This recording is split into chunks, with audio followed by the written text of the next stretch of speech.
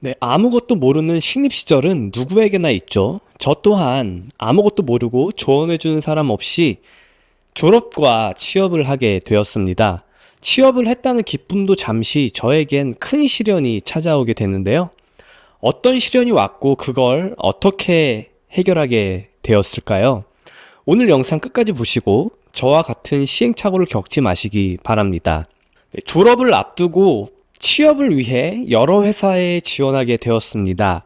학교도 명문대가 아니고 특별한 스펙도 없던 저를 불러주는 곳은 그리 많지 않았습니다. 수많은 회사에 지원을 했지만 저를 보고 싶어 하는 회사는 극히 드물었습니다. 어쩌다 면접을 보게 되면 정말 성실히 그리고 간절한 마음으로 면접에 참여했습니다. 그러나 저에게 돌아오는 건 무통보와 불합격 소식이었습니다. 취업하기 어려운 것은 예나 지금이나 마찬가지인 것 같습니다. 네, 요즘도 중소기업 신입 공채 경쟁률이 심하면 800대 1 또는 몇백 대 1인 것을 보면 상황은 그리 나아지지 않은 것 같습니다. 그렇게 저는 포기하지 않고 계속 취업 활동을 하던 중 반갑게 어떤 회사에 취업을 하게 되었습니다. 정말 작은 사무실이었고 나이 많으신 대표님이 자바 해봤냐? 오라클 해봤냐? 이런 질문을 한 후 다음 날부터 출근을 하라고 했고 다음 날 출근을 하게 되었습니다. 출근을 하니 저와 비슷한 청년 두 명이 출근해 있었습니다. 저희에게 작은 책상이 주어졌고 거기서 특별한 지시 없이 공부를 하라고 했습니다. 그때는 몰랐지만 그곳은 프로젝트에 파견하는 SI 인력 회사였던 것입니다. 2주 정도 그렇게 생활을 하던 중 회사에서 가까운 곳으로 파견을 나가게 되었습니다. 그런데 제 프로필이 이상한 것입니다. 분명 저는 신입인데 3년 정도 프로젝트를 수행한 경력으로 프로젝트에 투입이 된 것입니다.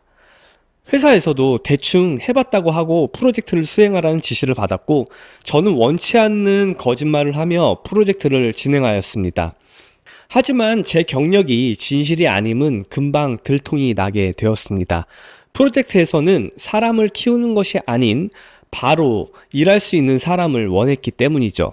기본적인 것도 잘 대답을 못하고 저에게 주어진 업무도 잘 하지 못해 결국 철수를 하게 되었습니다. 그렇게 철수할 때 오는 자괴감은 이루 말할 수 없었습니다. 다시 작은 본사에 출근하여 대기를 하였습니다. 제가 선택할 수 있는 선택지가 없었기에 저는 그렇게 또 다시 대기를 하며 기다렸습니다. 본사에서는 막연히 대기하면서 공부를 열심히 해라 라는 말만 했었지요.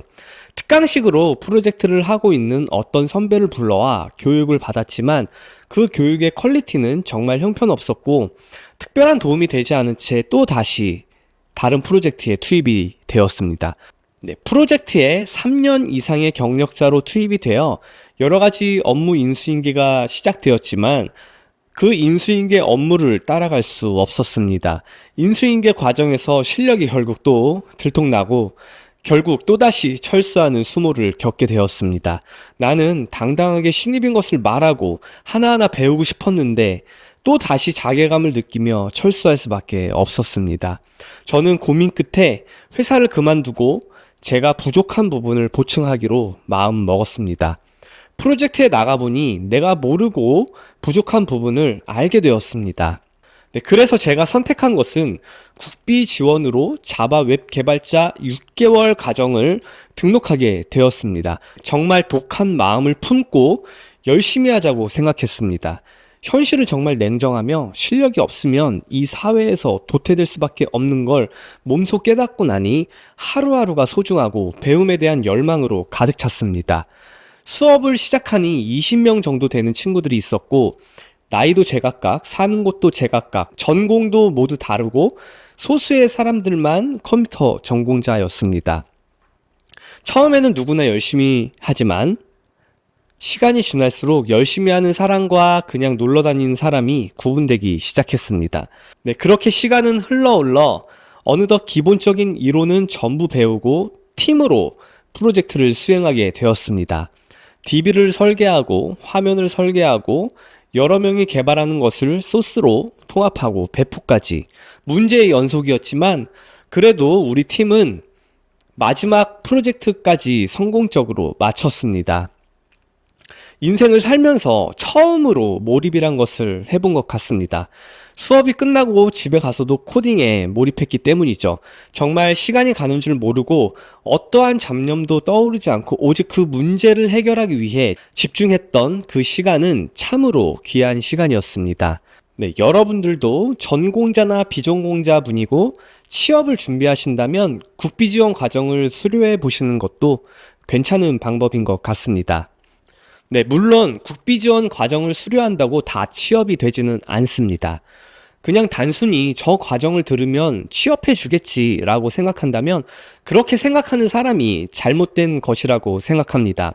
그 6개월의 과정 속에서 정말 몰입하고 수업 시간에 배운 것을 집에 가서 복습하고 모르는 것이 생기면 고민해보고 검색해보고 그래도 안 되면 강사님에게 물어보고 이런 자세로 국비지원 과정을 수행한다면 6개월의 시간 동안 여러분은 엄청난 성장을 할 수 있을 겁니다. 물론 6개월 만에 기술적인 부분이 완성되지는 않습니다. 하지만 신입으로서 갖추어야 할 자세와 스킬은 어느 정도 완성할 수 있다고 생각합니다. 그 이외의 것들은 취업을 하여 하나하나 완성해 나가면 되는 겁니다. 네, 국비지원 커리큘럼도 구리고 취업률도 뻥튀기고 강사들의 수준도 낮고 요즘 말이 많은데요. 이렇게 반문할 수도 있습니다. 네, 맞는 말일 수 있습니다. 2022년 개발자 붐 현상으로 신입 초봉이 6천만 원 등등 너도 나도 개발자가 되려는 수요가 엄청 늘어났었죠.